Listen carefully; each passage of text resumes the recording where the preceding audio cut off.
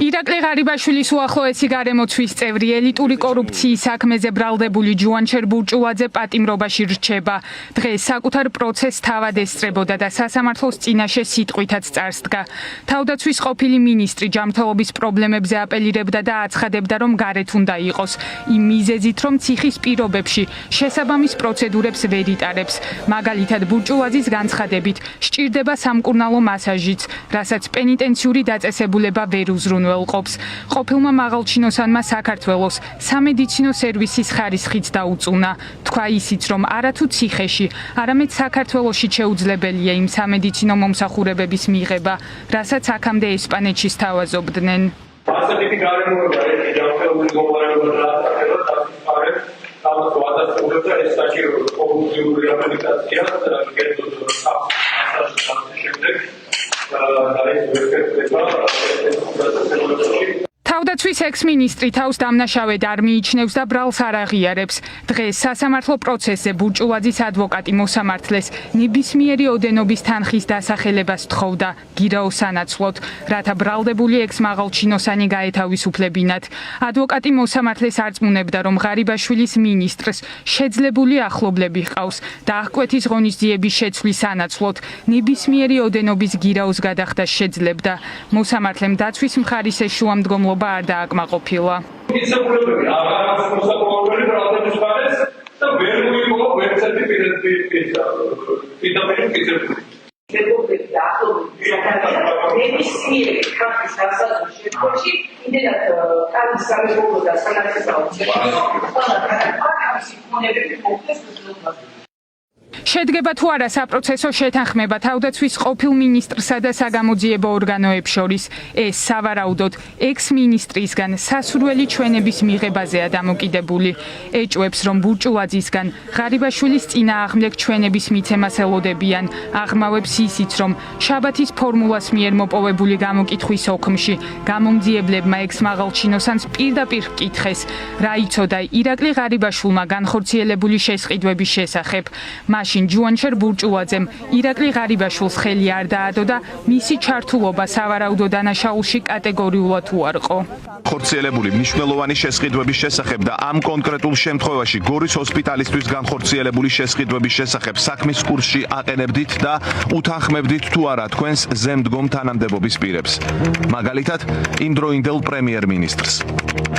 აღნიშნული შესყიდვების დეტალებში არათუ იმდროინდელ პრემიერ-მინისტრს მისი ნაკლებად სტრატეგიულობიდან გამომდინარე მეც არ ჩავძიებულ ვარ. როგორც ჩანს, თავდაცვის ყოფილი მინისტრი ღარიბაშვილისკენ ხელის გაშვერას ჯერჯერობით არ აპირებს. მისი ადვოკატი უარყოფს იმასაც, რომ საგამოძიებო ორგანოები ბრალდებულ ექს-პრემიერთან დაკავშირებით ბურჭულაძეს კონკრეტული ჩვენების მიცემას აიძულებენ. და საფუძვლად პოლიტიკური სარჩული უდევს ამ кейს, თავად რას ამბობს? ამასთან დაკავშირებით ვერ გეტყვით. ასევე ვრცელდება ინფორმაცია, რომ საგამოძიებო ორგანოები ითხოვენ, რომ ჩვენება მისცეს ბურჭულაძემ ღარიბაშვილის წინააღმდეგ, ღარიბაშვილის ფაქტორზე რის თქმა შეგიძლია. ავცელებს ამ ინფორმაციას, ჩვენთვის ამაზე არაფერი არ არის ცნობილი. კონკრეტული ჩვენების მიცემას არ აიძულებენ ბურჭულაძე? არავის არაფერს არ აიძულებს და ვერავინ ვერაფერს ვერ გვაიძულებს. ბურჭულაძესთან ერთად დღეს სასამართლოს გადაწყვეტილებით პატიმრობაში დარჩნენ ბურჭულაძის ცოლის ძმა ვასილ მხეიძე და მისი ყოფილი მოადგილე გიორგი ხაინდრავაც. არც ერთი მათგანი თავს დამნაშავედ არ მიიჩნევს, თუმცა ამ ეტაპზე ადვოკატები საქმის პოლიტიკურ ინტერესებზე საუბრისგან თავს იკავებენ. ფიქრობს თუ არა გიორგი ხაინდრავა, რომ პოლიტიკურად მოტივირებულია ეს საქმე? ბატონი გიორგი ხაინდრავა ფიქრობს და დარწმუნებულია იმაში, რომ არსებითი განხილვის დროს დამტკიცდება მისი უდანაშაულობა, არც ერთ მათგანს არ აქვს ბატონი გიორგი ხაინდრავას წინააღმდეგ მიცემული ჩვენება. რატომ დაიჭირეს მაშინ აი ამაზე რას ამბობს, რა პასუხი აქვს? გიორგი ხაინდრავა რატომ დაიჭირეს, ამასთან დაკავშირებით მას პასუხი არ აქვს. საქმის კიდევ ერთი ფიგურანტი ბრალდებული ვლადიმერ ღუდუშაურია, რომელიც ბურჭულაძის მინისტრობისას შესყიდვების დეპარტამენტს კურირებდა. ელიტური კორუფციის საქმეზე ღუდუშაური ერთადერთია, ვინც სასამართლომ ჯერ კიდევ რამდენიმე კვირის წინ გირაოს სანაცვლოდ გაათავისუფლა. ჩნდება კითხვა, რა ინფორმაცია მიაწოდა ღუდუშაურმა საგამოძიებო უწყებებს, რის გამოც მხარეებს შორის გარიგება შედგა.